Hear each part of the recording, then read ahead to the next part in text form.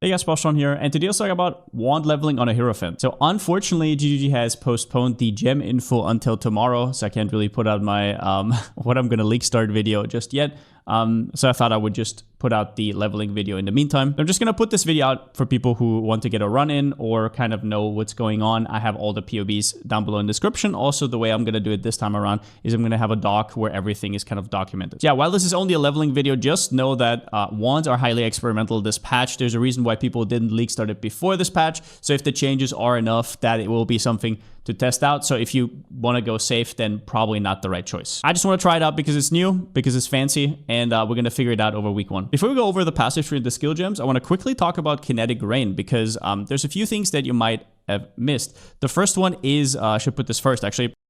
Kinetic Rain is now a level 28 gem as seen in ZGD's latest video. It used to be a level 12 and you saw him one-shot Merveil with it. However, he does note that the skill has since been nerfed. We don't know if that means that the current numbers on the website are already the nerfed ones or not, but it will drop now from Gravicius, which is towards the end of Act 3. Which is also one of the reasons why you're going to see me start with Rolling Magma, the usual caster setup, and then I will dip into it round about Act 4 because there's no reason anyways. Now, I will try this gem out 100%, but there is a chance that it sucks early on, but I will be trying it, and if it's good, I will stick with it for quite a while. We don't know the numbers on it yet. They could have changed, right? We'll see. If the quality is +2 prod, I will actually farm normal lab. I'm not a racer. I don't really care. I just want to have a comfy experience, and whether I do it early or not, whatever. I'll either farm it in normal lab or cruel lab. I'm not 100% sure. But if this 20 quality is actually +2 projectiles, that will make a huge difference if I like the skill. And if the transfigured version, which we don't have the numbers of right now, turns out to be good, then I will also be farming that because Kinetic Rain cannot be put on ballistas. So for the time being, during campaign, I will not change from Power Siphon ballistas, but in Merc Lab, maybe I can chunk that on as well. Now, for the first 30 to 40 levels, I will be going for Rolling Magma, Holy Flame Totem, Flame Wall, the tried and true. I know a lot of people don't like it. If you want to do wanding setups, I have a little bit of things to talk about there as well, because going for wands from level 1 on is not as comfortable as on Witch. I would highly recommend to just go for a caster and then transition to Power Siphon or Kinetic Rain. So the reason why on a Templar I'm not going for a Kinetic Bolt is pretty simple. Kinetic Bolt gets highly carried by this 200% spell damage conversion, and Hiero doesn't have a spell damage start, right? It has LE damage and increased damage. So you will be missing like half of your damage, which is a pretty big deal, right? But if you look at this here, you know the drill. This is the start. Act 2, we're going to go up, grab the Fire Mastery. As always, it is ridiculous. You have the chance to ignite right here, so you don't need to apply it with anything else. You're going to have Combustion support, LE Prolif, all the good stuff. Then we get over to LE Overload. I will at this point remind you that you want to respec LE Overload as soon as your wands. I'll remind you later again, because this is like a common mistake that people can make. After that, grab Might or Agility. I always put it here in case people have trouble with attributes, but if not, just leave them out for now. Grab Jade Ami, Amber Ami, Heavy Belt, right? You guys know the drill. So this is how the end of the Spellcaster is going to look like round about Act 3. It's actually more like Act 4. I should rename this. Yeah, it's Act 4 before respec. And yeah, it's pretty straightforward. You take all the fire damage, some life along the way. As you guys know, if you're a racer, if you know what you're doing, you don't need to take life notes. I just like to take it in between because I don't really like dying and I'm not that efficient. So yeah, you already take this power charge cluster, not because it's that good for you at this point, but it gives you a little bit of mana regen because you will have the +4 power charges, which will also make it easier to upkeep LA Overload for a while. And you still get some increased damage and you're already prepping for the respec. As for gems in here, you're going to grab Rolling Magma with LE Prolif and Combustion. Then you get Holy Flame Totem with Summon Phantasm, Combustion, and Faster Casting. You can later remove the Summon Phantasm for something like Infused Channeling or Added Fire, whatever your gems actually allow. Green is a little bit of a nifty one. You can maybe make a added cold damage work, but I'm not going to put it in here so it's not too distracting. Other than that, those are your main damage dealers, but you want to shoot them through a flame wall, and that flame wall, if you can, put on Arcane Search. As always, positioning is really important. So you have your totem, you have your flame wall, and you have your rolling magma, right? If an enemy is over there, what I see a lot of people doing is they put down their totem, then the flame wall behind, enemy is over there, the flame totem doesn't get the damage unless it actually passes through. So make sure you do that. Doing one singular run really goes a long way. Then you have shield charge with momentum. Now the momentum you get from a ranger mule, I would highly recommend doing that. Otherwise, you're going to have a little bit of an issue. It's just going to be too slow. Obviously, you can do other stuff if you want to, but shield charge is just the best solution. Later on, you get faster attacks in library. And yeah, then you have the Frostblink. Now, Frostblink is not just to get over ledges. It is also quite good with shield charge. So this is how it normally looks like. And then this is how it looks like if you skip the animation right at the end. It takes a little bit of timing, a little bit of like playing around with it. But once you get the gist, it's very fun. For auras, you want to use Herald of Thunder and Herald of Ice. And later on, you can also go Clarity. You can go Purity of Elements. You can go Haste, depending on your skill level, whatever you want. Clarity in general, kind of make it so you don't reserve too much mana to kind of balance it out with the mana regen. Now, important, whenever you buy your gems from the library, here's the shopping list, right? But make sure that all of these are leveled whenever you actually respec. You get library at round about level 28 to 30, and as in the POV, I'm respeccing around level 38. That has a lot of reasons, but one of them is that it takes time to level your gems, get them back up to speed. You're going to have to buy them at level 1. So yeah, level them in your offhand or wherever you can throw them in.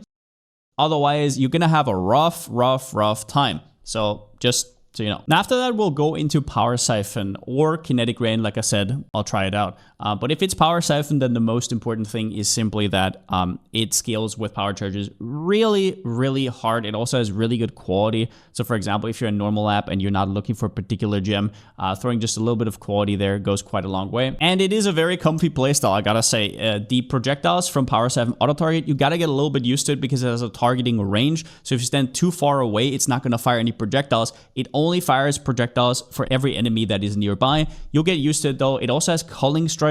You're going to have a ballista setup, and you're going to have a self-attack setup. The self-attack setup is going to have Sacred Wisps, and the ballista has the ballista support. It cannot use Sacred Wisps. Now, if you've never leveled a Wander before, it is a very comfy playstyle, but if you don't keep up, your damage might fall off at some point. So do take care of everything on this list here. Get added damage to attacks everywhere we can. That includes rings, gloves, Ami, and auras, and also the new grafts will be able to roll flat damage. We've seen the 3 to 7 fire damage in the video. So for example, if you find an Ami with 15 to 25 cold damage to attacks that also has other good stats, or maybe even 2 of those, that is a big deal. You can also get that from your crafting bench. And here they are. They cost at the lower tiers 4 Orb of Transmutes. Now then, if you have some chaos left, there is 3 recommendations that I have. Prism Weave is a ridiculous items. It completely solves all the troubles you have with flat damage. Dodress Tenure gives you a ton of increased spell damage, which gets converted into 150 attack damage, and the reduced cast speed is not a downside. And Career Ward, if Kinetic Rain works the way I think it is, and Kinetic Rain is good, that extra projectile speed, you are on the left side of the tree, so you're not really going to get any. Might make the build feel a lot better. Also, wouldn't recommend starting before you have at least 2 foilings with decent colors. You can usually juggle around 1 or 2 supports, right, if you have 1 color incorrect, but you should have 3 damaging supports on both of them, and that should be quite easy. In fact, Ziggy D had 5 links during campaign at some point at roundabout, I think, level 40. If you want to watch this video, I'll link it down below in the description. But if you're doing the league mechanic, which I'll be doing just for the funsies, right, you'll be stacked. The reason this is important is because wand builds at the start need a little bit to get into. You need all the levels and whatnot. So yeah, mostly it's going to pick up the pace. Ballista setup is important for damage. You put these down on bosses, but also if you want on rares. You can also do this, right, and plop down totem move. It depends on how big your damage is, if you can actually do that. But if you can do that, that's a ton of free XP as well. But the single target will look very different if you don't have the ballista setup. And on the ballista setup note, the ballista totem support is the single most important to level because their HP is contingent on their level. And since you're getting it from library at level 1 later, you gotta make sure you level it ASAP. Otherwise, they're just gonna keep dying and dying, and that's going to feel terrible. It's going to take a while to get back to that. The new wand bases, we don't know too much about them. We know they cannot roll custom modifiers. They have good attack speed, good crit, but they're not that much better than the other wand bases. They're slightly better, and they're easier to roll. So if you find a good wand, please go ahead. They have implicit added damage. They have implicit spell damage, which gets converted, which is huge, right? Losing that on this can be rough. However, if you find a flat damage essence, I would definitely put it on one of these just so you make sure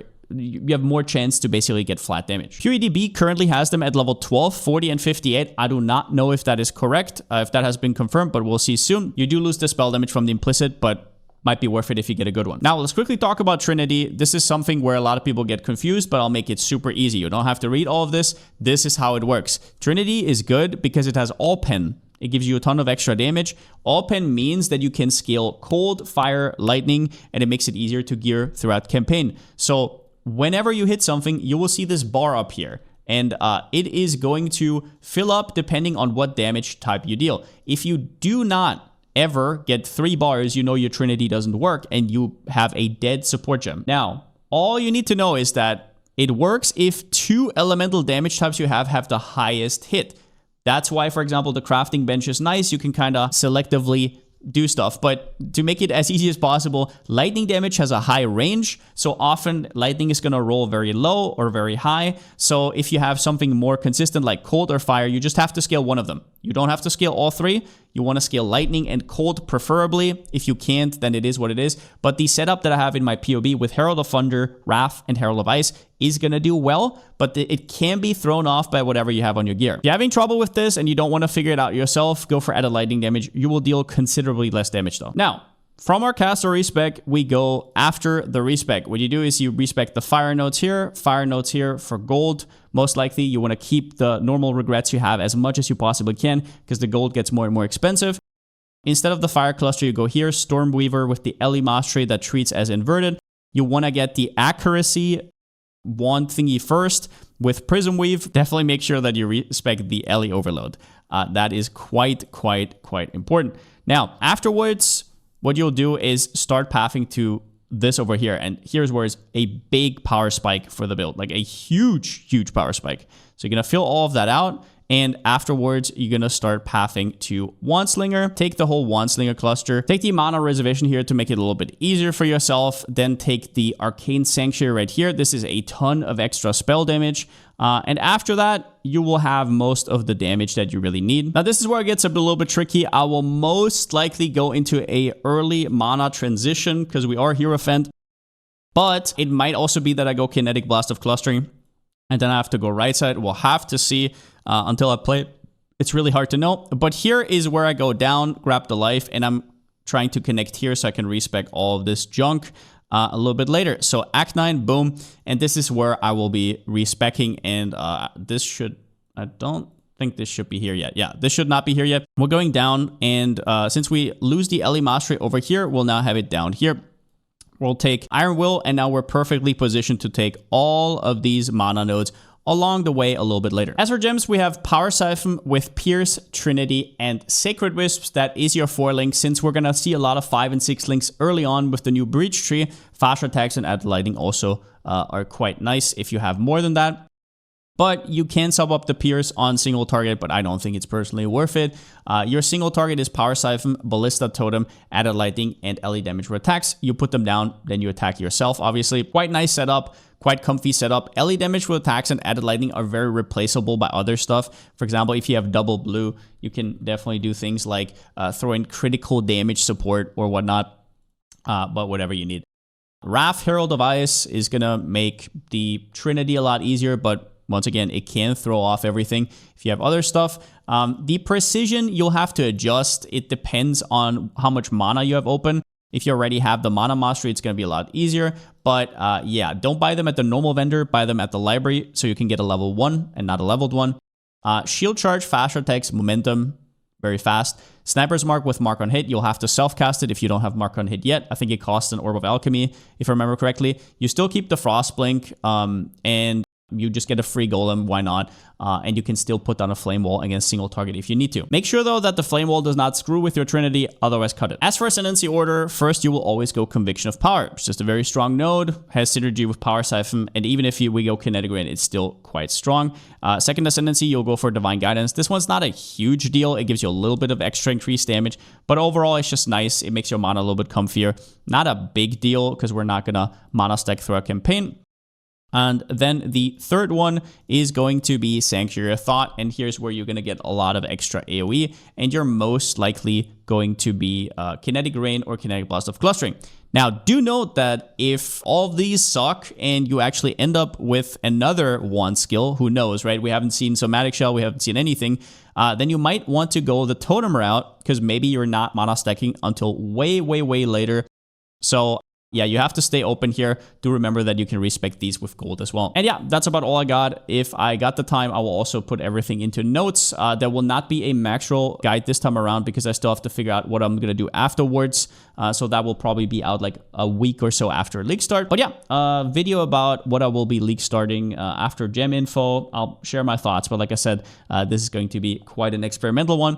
But if you want to level Hierophant with a Wander and you want to, I don't know, take the risk or you're fine with problem solving, then I think this is a very efficient path. Either way though, hope you guys enjoy your league start. And since I still have a slogan, see you next time.